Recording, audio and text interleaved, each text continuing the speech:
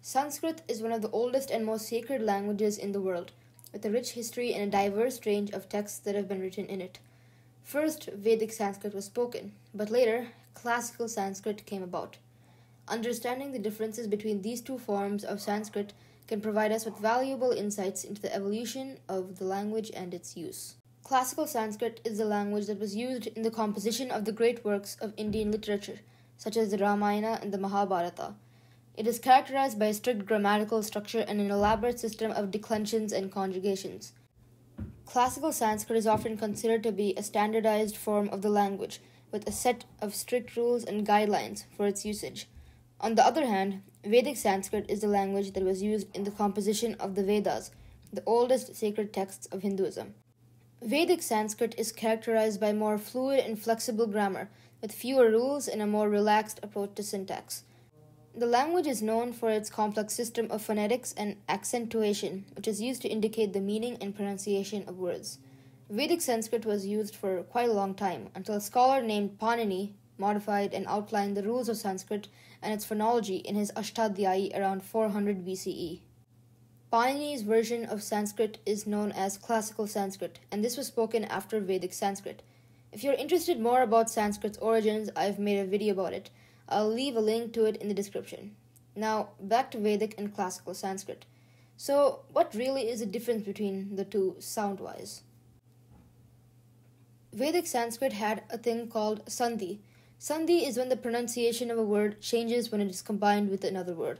This typically happens at the boundary where two words meet, resulting in a modification of the sounds or syllables of the words involved. It acts kind of like a merging agent. There are two main categories of sandhis, internal and external. Internal sandhis was when certain sounds changed in a word itself. To better visualize this, in English, the two roots, sin and pati, combine to make sympathy. Notice something? Here, the N has changed to an M within the word. This is a good example of what internal sandhi is. External sandhi were sound changes between words as they came together to form a sentence. In English, such an example would be combining a and apple. It would not be a apple, but because of easier pronunciation, it would become an apple.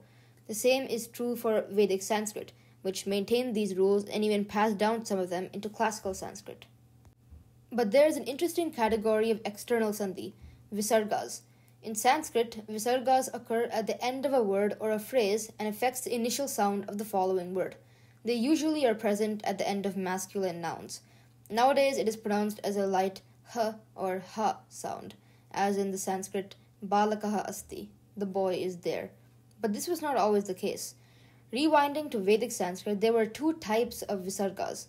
One was a voiceless bilabial fricative, pronounced as ha, kind of like a breathy F sound.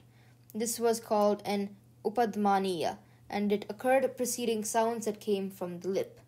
The other was a voiceless velar fricative, pronounced as kha. This was called a jihva muliya. This was pronounced before a sound from the throat, or velar sounds. But both were simplified in Classical Sanskrit to a simple h sound. There were also two more types of sandhis other than the Visarga sandhi, consonant and vowel sandhis. With vowel sandhis, when a word ends with a vowel, but the next word starts with that same vowel, the words are combined, and the vowel is elongated. But in some cases, if they are different, they get merged into a new vowel.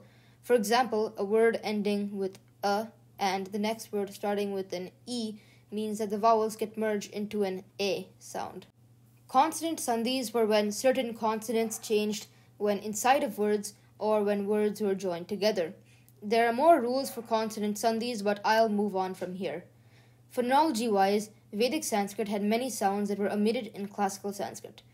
In Vedic Sanskrit, there was a retroflex lateral approximant, pronounced as la, along with an aspirated version of it, pronounced as lha. But by the time of Panini's Ashtadhyayi and the rise of Classical Sanskrit, they were replaced by the sounds da and dha. There's also the famous r sound in Vedic Sanskrit, which lost its pure pronunciation and started being pronounced as ri in Classical Sanskrit. Going on to vowels, the vowels I and au were in Vedic Sanskrit the diphthongs I and au, but in classical Sanskrit they became shortened to I and au. Vedic Sanskrit also allowed some vowels to merge together without a sandhi, so a and e would be I, not a. However, this would change in classical Sanskrit when it would become a. Vedic Sanskrit's grammar was a bit more relaxed yet expansive compared to classical Sanskrit. Vedic Sanskrit had a subjunctive mood. In case you don't know what that is, it basically shows the attitude of a speaker, expresses various states of unreality such as wish, doubt, possibility, necessity, or an action that has not yet occurred. Classical Sanskrit, though, got rid of this mood while keeping some others. There is also a much wider array of ways to form an infinitive in Vedic Sanskrit, which just got cut to one main way in classical Sanskrit. Vedic Sanskrit also had more ways to conjugate based on each declension, and also declined forms for the first and second person pronouns. These forms were directly descended from older Proto-Indo-European terms. However, classical Sanskrit purged these forms. You might be wondering why classical Sanskrit removed so many things, and a key reason is because they wanted to standardize and regularize the language strictly into one form. Now, there is one final and extremely important factor of the difference between Vedic and classical Sanskrit: the pitch accent, and Vedic being a tonal language. When we think about the various pitches and accents of Vedic Sanskrit, we normally think that it is only used in chanting, but this is not the case. Vedic Sanskrit had a pitch system in which there were many highs and lows. There were three main tones: udatta, or a normal pitch, anudatta, or a low pitch, and finally svarita, or a high pitch. Based on how each word or phoneme is pronounced, the entire meaning of the word could change. Yes, Sanskrit was very much a tonal language, comparable to Mandarin Chinese, with many different tones that were not only limited to chanting. But Panini omitted these tones in his Ashtadhyayi entirely, and so you can only hear these tones being chanted musically in the Vedic scriptures nowadays. In conclusion, both Vedic Sanskrit and classical Sanskrit are important and unique forms of the language that offer a glimpse into the evolution and history of Sanskrit. While Vedic Sanskrit is known for its more flexible grammar and complex phonetics, classical Sanskrit is characterized by a strict grammatical structure and a standardized form of the language. Understanding the differences between the two forms can help us appreciate the rich, diverse nature of Sanskrit and its contribution to Indian literature and culture. Thanks for watching this video. Don't forget to like and subscribe for more stories from the past.